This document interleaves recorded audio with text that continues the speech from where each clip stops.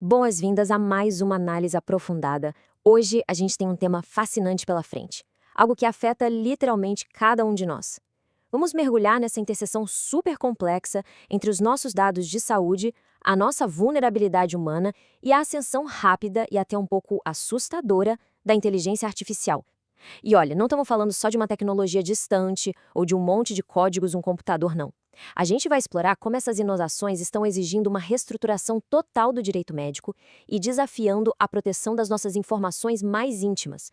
É, sem dúvida, um debate vital para o nosso futuro físico e digital. Vamos lá? Então, para começar a entender tudo isso, a gente precisa reconhecer uma diferença absolutamente fundamental. De um lado da balança, nós temos os dados comuns. Sabe aquelas informações do dia a dia? O que a gente compra, os sites que visitamos, as rotas que fazemos no GPS, enfim, são comportamentos, ações.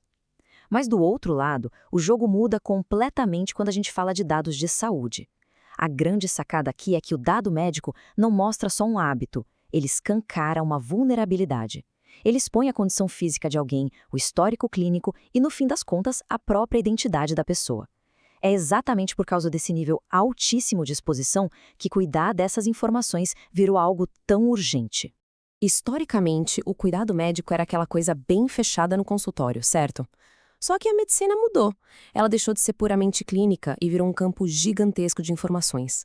Hoje, hospitais, planos de saúde e sistemas digitais rodam uma quantidade absurda de dados íntimos o tempo todo. E é aí que entra a nossa legislação, a LGPD, trazendo uma definição super rigorosa: os dados pessoais sensíveis. A lei dá a essa categoria um escudo de proteção máximo. Por quê? Porque o vazamento ou o mau uso de um dado desses não gera só um spam chato no e-mail. A gente está falando de um risco real de discriminação severa, de exclusão de tratamentos e de uma violação direta da dignidade humana.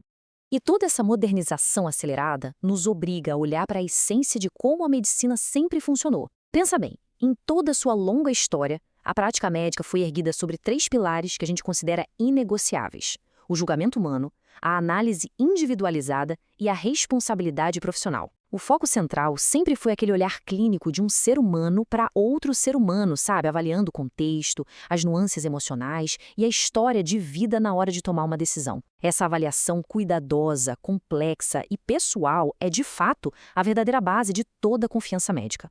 E isso ilustra perfeitamente o choque tremendo que estamos vivendo agora. Porque esse pilar puramente humano bate de frente com a realidade da inteligência artificial.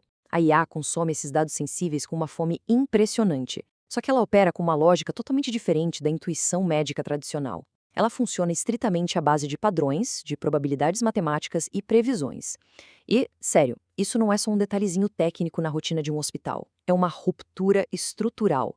Decisões super complexas de diagnóstico e triagem, que antes eram um domínio exclusivo dos médicos, agora passam crescentemente a ser influenciadas e até direcionadas por sistemas totalmente automatizados. Com essa nova dinâmica rodando em altíssima velocidade, processando bancos de dados gigantescos num piscar de olhos, a legislação acaba assumindo o papel de um verdadeiro mecanismo de contenção. Mas calma, é super importante entender que a ideia aqui não é de jeito nenhum frear o progresso científico ou impedir que a tecnologia salve vidas. A inovação é maravilhosa e super bem-vinda. O que esse mecanismo faz é simplesmente estabelecer limites claros. É garantir que a força da tecnologia seja contida dentro de parâmetros éticos e jurídicos rigorosos, para que a máquina sempre sirva à pessoa e nunca ao contrário. Então, o ponto crucial é como isso funciona na prática do dia a dia. É como um funil super rigoroso. Primeiro, a finalidade. O dado só pode ser usado para um propósito médico legítimo. Ou seja, a informação coletada no momento de dor no hospital não pode parar numa campanha de marketing, de jeito nenhum. Segundo, o consentimento precisa ser bem explícito. Terceiro, a minimização. A regra é coletar só o que é estritamente necessário para o tratamento, o que vai totalmente contra aquela cultura de acumular dados infinitamente. E quarto, a eliminação. Quando a informação não serve mais para aquele propósito médico original, ela precisa ser apagada dos sistemas digitais. Armazenar dados para sempre, sem justificativa, nem pensar. Agora, a gente poderia pensar, bom, é só assinar um termo num tablet do consultório e está tudo resolvido, certo? Errado.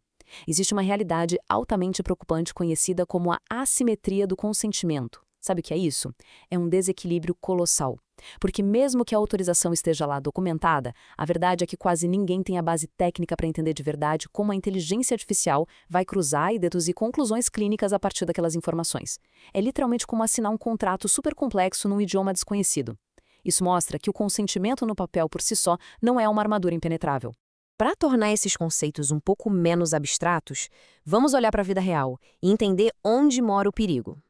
O fluxo de informações na medicina tem uma justificativa chamada tutela da saúde, que é basicamente o uso focado estritamente em cuidar do paciente. É para garantir que o sistema funcione e que o tratamento seja ágil. Maravilhoso. Mas tem uma linha vermelha que não pode ser cruzada. As práticas proibidas acontecem quando, por exemplo, planos de saúde tentam usar essas informações íntimas para interesses puramente econômicos. Imagina só, usar os dados para fazer seleção de risco ou justificar o aumento de custos para certos grupos. O dado de saúde jamais pode virar uma arma comercial contra a própria pessoa. E vamos para o próximo ponto, para ver como a coisa se agrava. O grande perigo está exatamente na precisão assustadora dessas máquinas. A IA é formidável em achar padrões invisíveis e identificar riscos no meio de um oceano de informações médicas. Essa é, claro, a sua grande promessa tecnológica. Só que, se essa precisão impecável for usada do jeito inadequado, tipo para limitar acessos baseados em cálculos financeiros, a gente não vai ter um avanço social. A gente vai ter um reforço brutal e implacável das desigualdades sistêmicas. Um sistema automatizado, assim, pode acabar negando o acesso básico à saúde exatamente para as camadas mais frágeis, que estatisticamente são as que mais precisam de cuidado. Além de todo esse medo da discriminação, a gente esbarra num dos maiores dilemas da tecnologia na área da saúde hoje: o famigerado problema da caixa preta.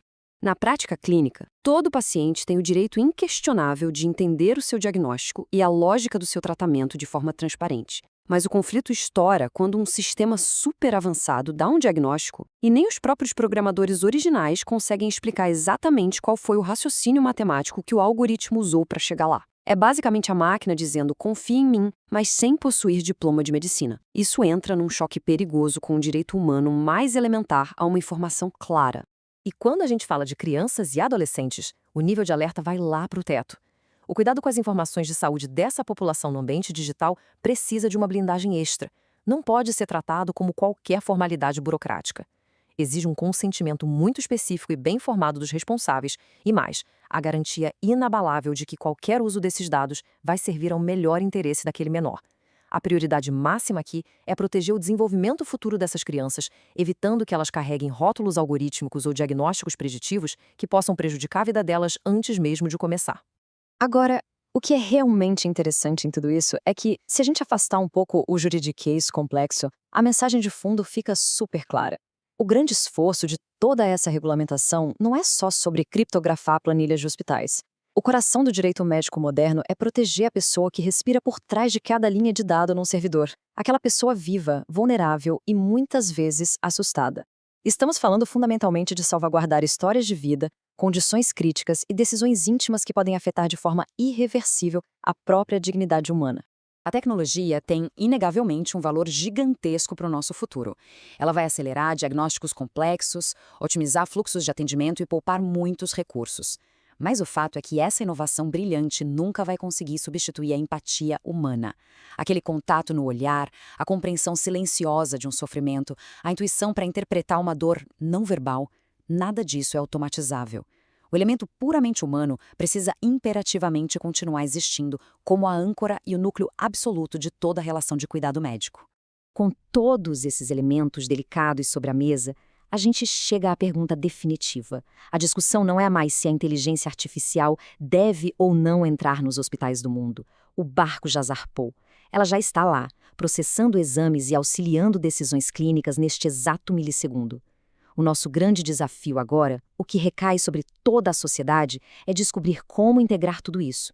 Como a gente garante que essa união profunda entre a medicina e as máquinas se mantenha rigorosamente dentro de trilhos éticos, onde a vulnerabilidade das pessoas não fique à mercê de uma simples eficiência matemática. E para fechar